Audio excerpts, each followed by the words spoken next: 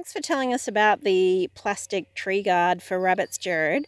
And what else is going on here in this garden? Well, you introduced this as a woodland garden, and there's something there, a really important point from our perspective, that when human hobble first came down exploring inland Australia, they walked through our hills across the tabletop, and when they got to the high country, they looked across and they described this land as an English parkland. So it hasn't been a forest for tens of thousands of years. So the concept of a food forest, which is really good, it's a really good permaculture concept and very applicable in a lot of areas. For us, what we're trying to do is produce a food grassy woodland. There's a subtle but really important difference. If you try to create a forest and maintain a forest when the ecological climax community is only a grassy woodland, you will only achieve that by constantly having inputs into the system. And we're trying to minimise our inputs. The food forest is where the canopies close and you can layer it up. In a food grassy woodland, we have our trees spread out, and that's why our swales are so far apart.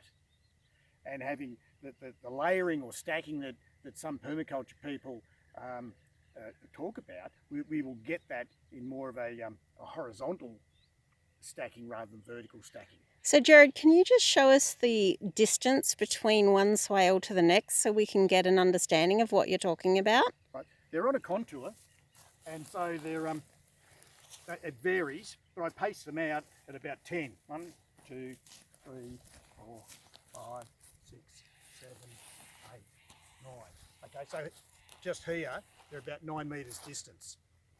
The trees we're going to allow to come in to halfway, but because these are production trees, they're not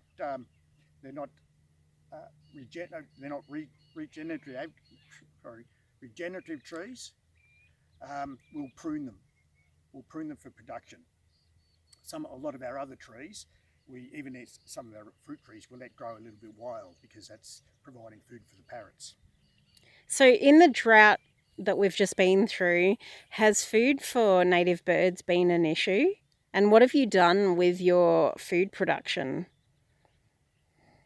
Good question. These fruit trees haven't been productive because they've really struggled. I've watered these trees twice over the hot dry season. We try not to say summer. We look at a hot dry season. So all across the landscape, there's very little food for wild critters. So our older fruit trees up near the house that are still producing, and even our grapes that are around the house, we've left them. We haven't tried to harvest them at all, and we've allowed the birds to get into them and eat them. And that suits us because we like sitting in the house, looking down across this landscape and enjoying the birds. I'm not sure if you can hear, but in the background, around here has been some welcome swallows, some dusky wood swallows, and some rainbow bee eaters, and they've been scooping up these little insects and moths that are flying up through this grass. So that gives an indication of where the ecosystem is in this paddock at the moment. So, how has this paddock, essentially, that you're calling it and that I called it, how has this coped through the drought? I mean, everyone understands the drought in Australia this year, or the last 2 years, has been really significant. And yet I'm seeing a lot of grass here.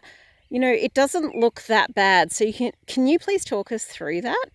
Right. I've tried to balance the ground cover, and you can see here, this is how it's wanted to grow. Between the swales, I put our mulcher mower on the tractor and used some industrial energy and mulched it.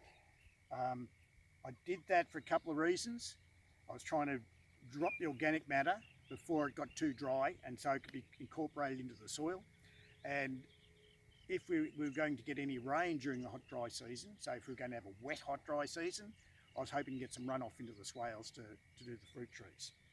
And so you can see along the swales, there's still a bit of grass because I couldn't mow there, but between the swales, it's a little bit lower. And that's given us a bit of, if you see here, it's given us a bit of organic matter and it's given us a bit of ground cover. But it's been tough, there's no doubt about it.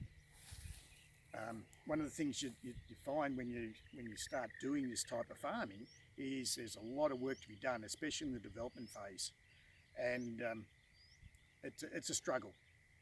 It's a struggle for time and money to try and develop these things. And we just do a balance. And that's why our philosophies are so important to us. When we're unsure of which way to go, we can put that decision past our philosophies and come up with a solution. Or not a solution, a strategy. And I know you have a strategy for away. It's a really big thing you like to bang on about. You don't like away. So the plastic bags we see behind you, because some people will definitely be asking, what are you planning on doing with them? Because in your words, there's no such place as away. Yeah. And, these are left over from a previous plantings. And since then, we've developed a better concept of managing our use and consumption of plastic. So these will all be picked up and they'll be sent to a recycler. Now, and that's very good, you know. And I used to think that's pretty good. We recycle it. We don't buy much plastic, so we reduce it, and we don't use much, and we recycle it. But then we've come up with a new concept that we need to rebuy, and so the plastic we send to our recyclers, we need to rebuy that recycled plastic and take responsibility for our plastic use on the farm. That's a concept that we're still working on. Quantities, I'm not worrying too much about. There's certain products we want to buy that can be made of recycled plastic, and I'm sure that's going to balance out. I'll do those sums later.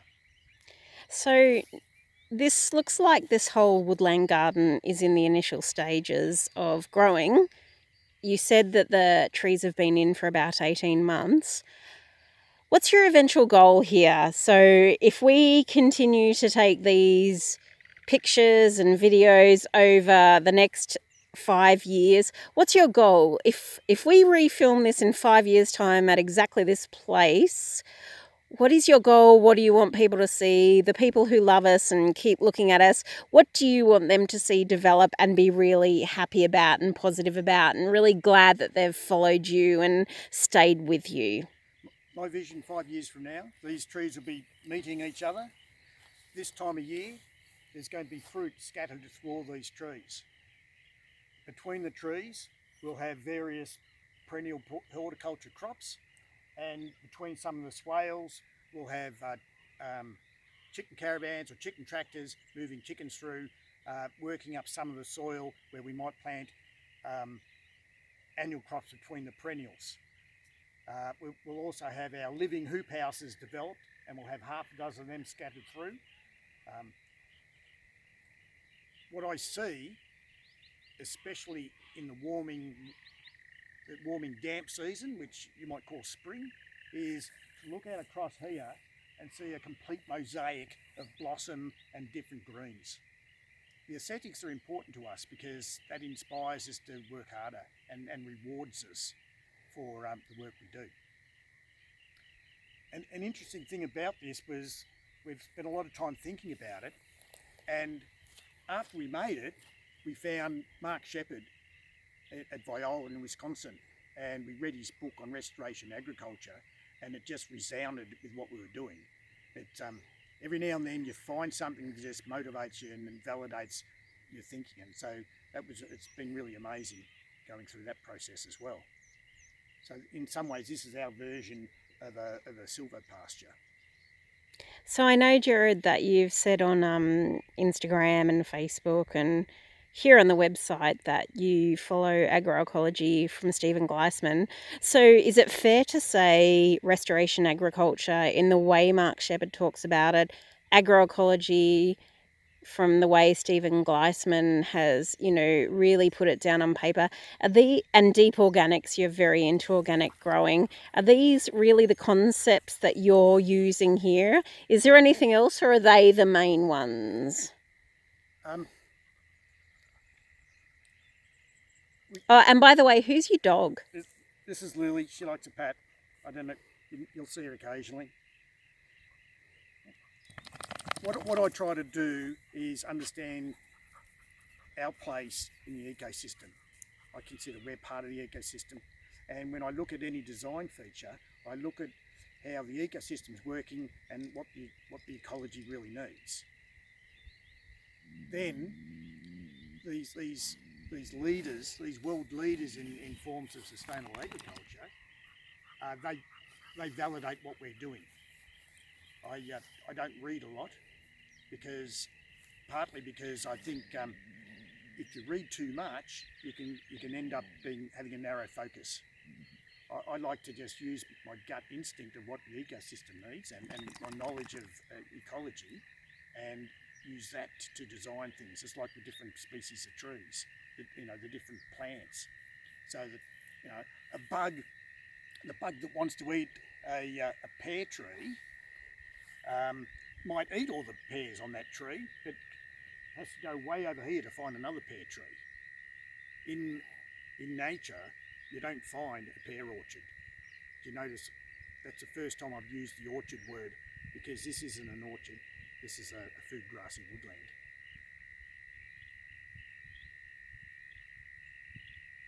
And that'll